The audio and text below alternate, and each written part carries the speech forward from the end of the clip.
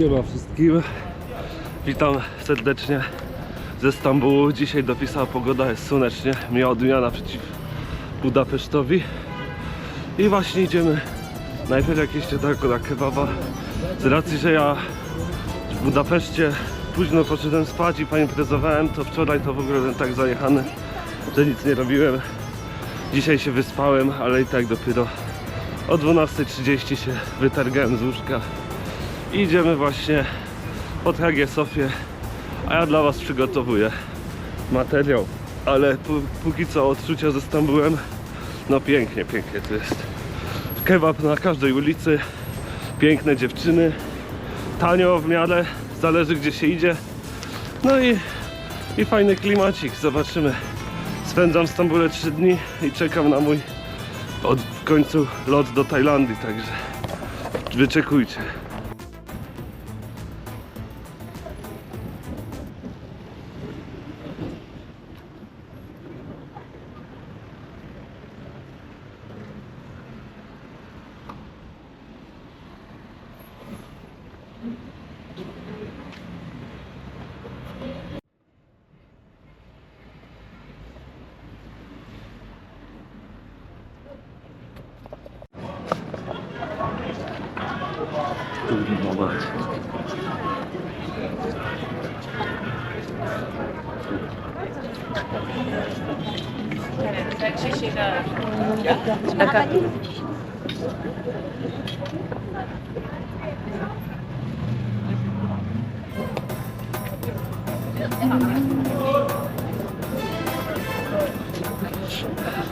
Tu za mną właśnie w kadrze znajduje się... Chwila, muszę lepiej stanąć. Dobra, tutaj w kadrze za mną znajduje się słynna wieża Galata. Tak, oto ona. Z ciekawostek, z tej wieży człowiek odleciał z Europy do Azji. W zasadzie nie musiało być to jakieś trudne, skoro nie wiem, dzieli to jakieś 2 km, ale w XVII wieku Hezerpin Ahmed Çelebi założył skrzydła. No czemu to się tu skrzydła? Dobra, znajdujemy się pod wieżą Galata. Ta wieża powstała w 1348 roku. Wybudowali ją Genueńczycy, żeby pilnować swojego handlu. Oczywiście nie ciężko jest ją skadrować, bo ona taka duża jest. Ale najsłynniejsza ich historia wydarzyła się 300 lat później. W 1632 roku niejaki Hezarfen Ahmed Çelebi, w sumie ja se to obrócę na przykład. Niejaki Hezarfen Ahmed Çelebi założył skrzydła i skoczył z wieży Galata. Według osmańskich kronik przeleciał przez Bosfor i wylądował po azjatyckiej stronie Stambułu. Sułtan był zachwycony, ale później się przestraszył i jak to sułtan wygnał go po prostu ze Stambułu. I taka morał możemy z tego wyciągnąć. Może nie zawsze warto robić szalone rzeczy.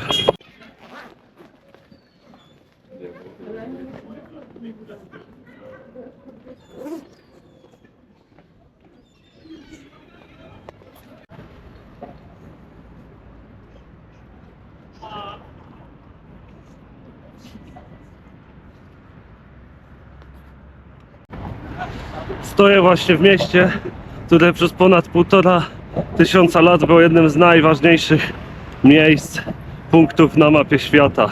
Jest to oczywiście Stambuł, zwany też kiedyś Konstantynopolem, oczywiście. Jak nie wszyscy wiedzą, stolica Imperium Cesarstwa Bizantyjskiego.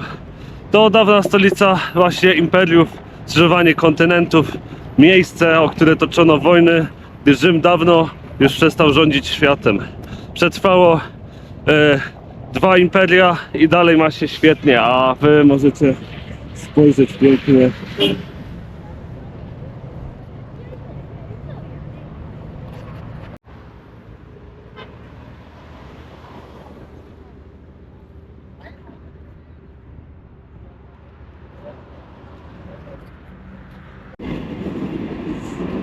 Spójrzmy na mapę Stambuł leży dokładnie w miejscu, gdzie Europa styka się z Azją, a Morze Czarne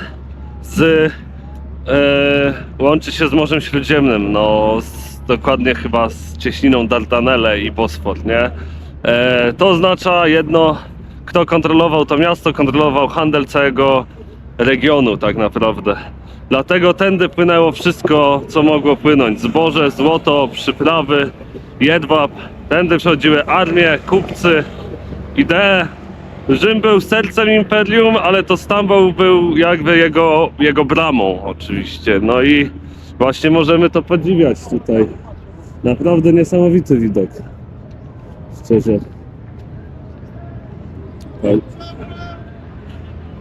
I tu to jest inne rybki, tu sobie panowie łowią.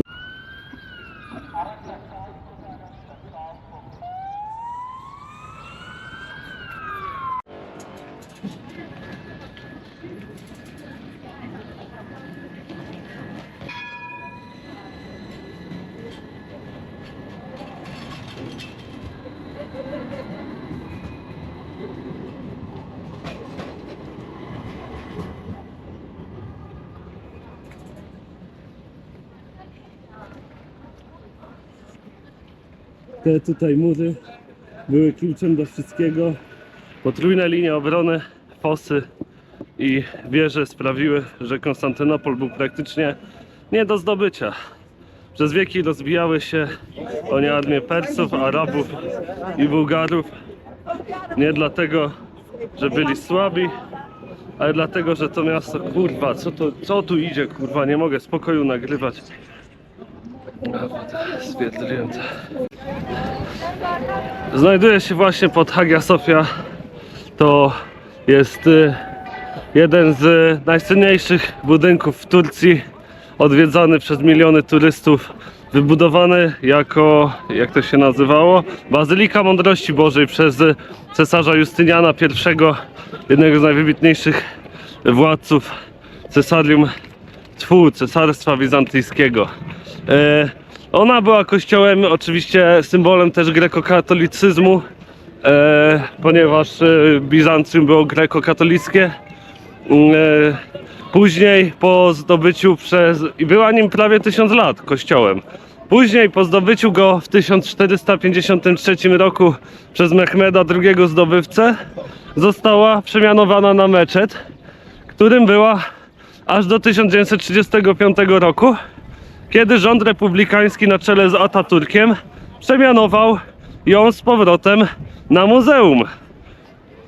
Ale w 2020 roku ówczesny prezydent, aktualny w zasadzie prezydent Recep Tayyip Erdogan postanowił, że ona znowu powinna pełnić funkcje religijne jako meczet. Także znowu mamy meczet. Ja oczywiście mam pecha strasznego, bo to trwa jakaś rekonstrukcja znowu, ale fajnie, że kolejny cel na liście rzeczy do zobaczenia w życiu został spełniony. Widziałem Alhambrę, którą zawsze chciałem zobaczyć, Hagię Sofię. Za parę tygodni będzie Angkor Wat. Cieszy mnie to niezmiernie. Widzimy się zaraz.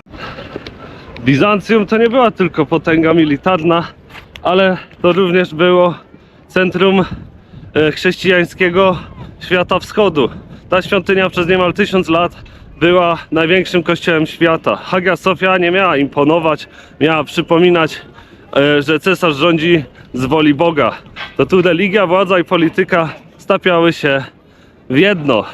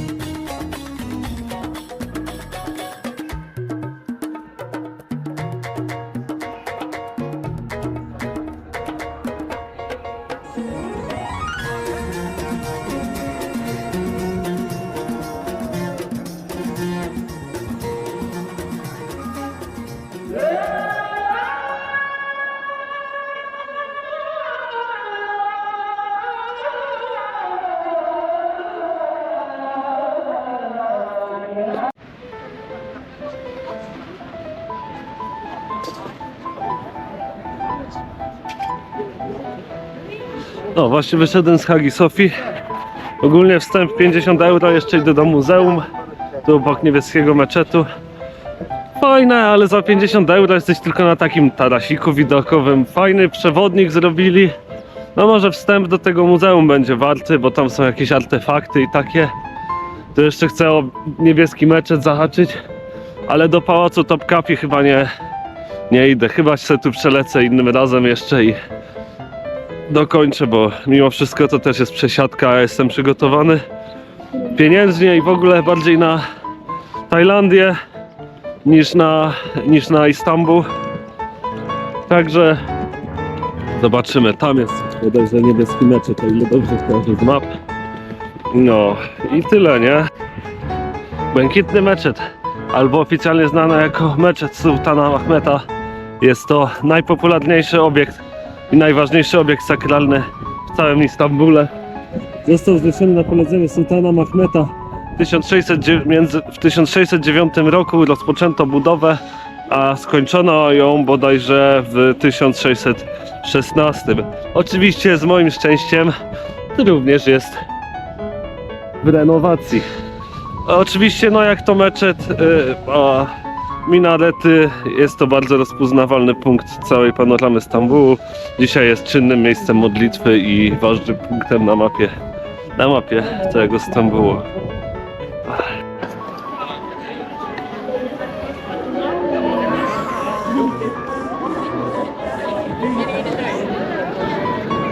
Tak właśnie wygląda wnętrze tego przepięknego niebieskiego meczetu. Naprawdę to mi zaimponowało. No to jest szczerze top. Lepiej nawet niż Hagia Sofia wygląda. Wiadomo, jest też nowszy. Ale co, muszę czekać 10 minut, żeby móc wejść. I zobaczymy go w środku. Później zwiedzamy muzeum. Pałac Topkapi. Kurde, chyba będę musiał jeszcze raz się przespacerować tutaj jutro. Dobrze, że mam trochę czasu. Jutro dzielnica turecka. Trochę więcej będzie o Turkach. A dzisiaj jest bardziej odcinek poświęcony Bizancjum, cesarstwu bizancyjskiemu.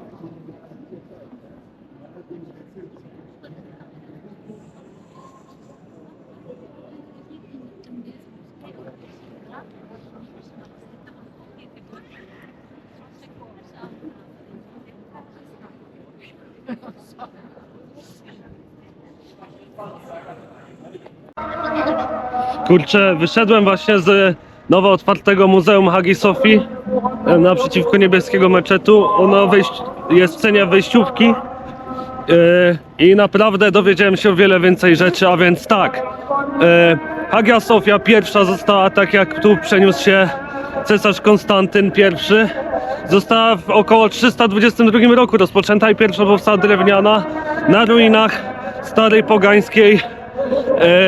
pogańskiej świątyni. Ponieważ Konstantyn, przenosząc się tutaj, musiał ucementować swoją władzę, potrzebował hipodrom, koloseum oraz miejsce kultu dla nowo powstałej religii chrześcijańskiej przyjętej w Imperium Rzymskim. Hagia Sofia, inaczej długo tak też nazywana, czyli boska mądrość. Tutaj patrzcie, jeszcze jest przed nami piękna, onieśmielająca, wyborna. Zaraz wam dokończę. Ale długo nie przetrwała, została oczywiście spalona. I podczas jakichś tam buntów. Wiem, ponieważ żona któregoś z następców cesarza Konstantyna postawiła tam swój pomnik, co wkurzyło całą ludność. I wjechali tam i to wszystko spalili. Zrobili rozpierdziel po prostu. Klasyczna akcja w średniowieczu w sumie. No i później jak cesarz Justynian I Wielki, czyli ten, który doprowadził do największego rozwoju Konstantynopola, no to w zasadzie on ją odbudował już z kamienia i w tym samym miejscu oczywiście ją odbudował I kurde, zapomniałem. No i pięknie tak stała bardzo dużo czasu. Aczkolwiek w zasadzie tą, którą teraz możemy tu oglądać, to ona jest trzecią albo czwartą wersją dopiero Hagi Sofii. Ponieważ oczywiście później doszło do kolejnych buntów. Wiem, był bunt i żona Justyniana I Teodora, kiedy wszyscy chcieli uciekać z miasta. Nie, ona chyba miała to było. Kiedy doszło do kolejnych buntów i zamieszek, żona cesarza Teodora powiedziała, że królewska purpura znaczy coś więcej i nie ucieknie z miasta. Więc zwołali wszystkich zbuntowanych na placu przed Hagią Sofią, tym, którym właśnie się znajduje, i wyrżnęli 30 000 ludzi, zaprowadzając pokój i mogąc dalej panować imperium. Nieźle, co? Oczywiście tam później dochodziło do różnych reperkusji, ponieważ ileś set tam lat później powstała pełna kopuła. Ona później została zburzona, powstała nowa i tak przez jakiś czas jeszcze się to zmieniało oczywiście, nie? Oczywiście też, co jest ważne, największych zniszczeń i totalnego zgrabienia doznała około roku 1250, kiedy zaproszono czwartą krucjatę do walki z Turkami, a że chłopacy chrześcijanie to się tak podjarali na tą krucjatę, ale o tym jeszcze będę mówił w innym odcinku. Tak się podjarali na tą krucjatę, że splądrowali Konstantynopol, bo już nie było za co chlać. No i tak to właśnie się skończyło, że no niestety została splądrowana, zbiedniała. Dopiero po zdobyciu Konstantynopola przez Mehmeda II zdobywcę, on to odbudował i przemianował na meczet. Ale o tym też wszystko w innych odcinkach.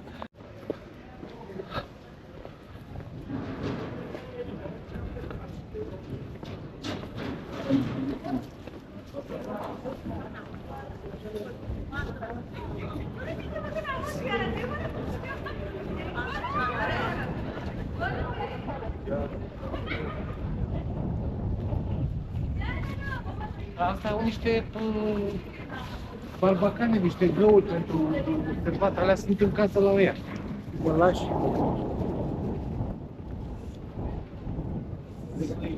Te mury były kluczem do wszystkiego.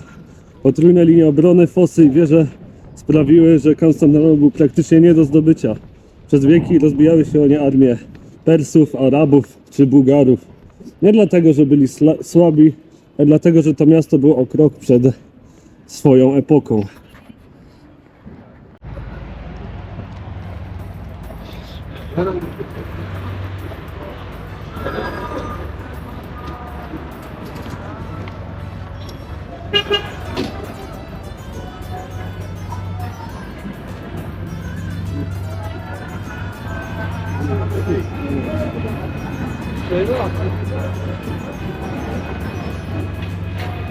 Akurat kurwa teraz.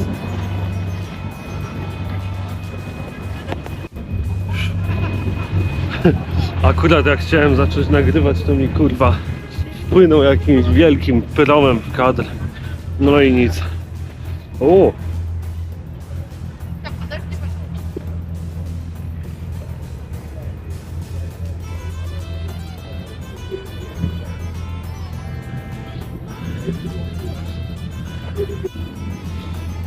Upadek Konstantynopola był końcem jednego świata, ale jednocześnie początkiem drugiego.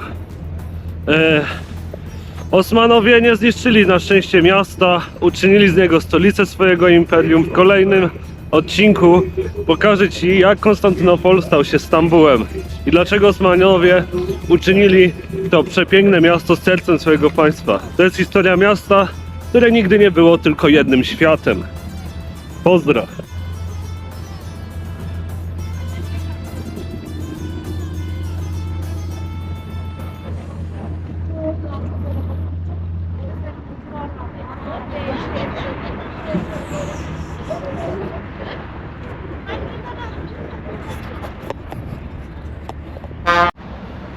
Proszę, a tu panowie dalej rybki jadą. No jest zjeżdżony do chaty, przebrać się i jakąś imprezę trzeba zrobić. Ale i tak lepiej, i tak jest lepiej niż w tym Budapeszcie. Śnieg, grad, koniec świata. Ale kolejny mam nadzieję, bo w niedzielę mam lot do Bangkoku, a ma niby padać śnieg i deszcz. Mam nadzieję, że nie będzie. Zabawne, bo ja najbardziej tą wieżę to kojarzę z tym, że była jednym z punktów, a i nawet nie siedzibą twojej bazy w Assassin's Creed Revelations, czyli ostatniej części za Ezio Auditore da Firenze. No, tutaj się zmienił Stambuł od tamtego czasu. No, ale tu się wchodzi pod górę, a ja tego nie lubię, od razu łapię zadyszkę.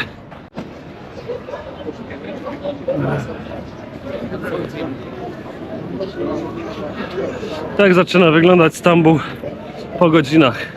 Jest 20, wszyscy wychodzą, pełno ludzi, pięknych tureckich dziewczyn. Ogólnie mega szacunek. Tutaj można się faktycznie, tak co 10 sekund średnio można się zakochać, ale tureckie dziewczyny faktycznie duża jest różnica. Chodzą bardzo dużo makijażu dają, więcej niż przeciętne kobiety na przykład w Polsce. To nie do końca jest uważam zaletą. Ja wolę mimo wszystko bardziej naturalność. Podkreślają, noszą takie nietypowe kolory, brązowe leginsy, właśnie używają jakichś takich pudrów, pomadek albo innych takich rzeczy, jakichś błyszczących, brokatu. I co? No i prawie wszystkie odnoszą szpilki ogólnie wieczorami, także jest to ciekawa na pewno odmiana. Co my tu mamy? No, jakiś ważniaków, ta. No. I takie koniec moich przemyśleń.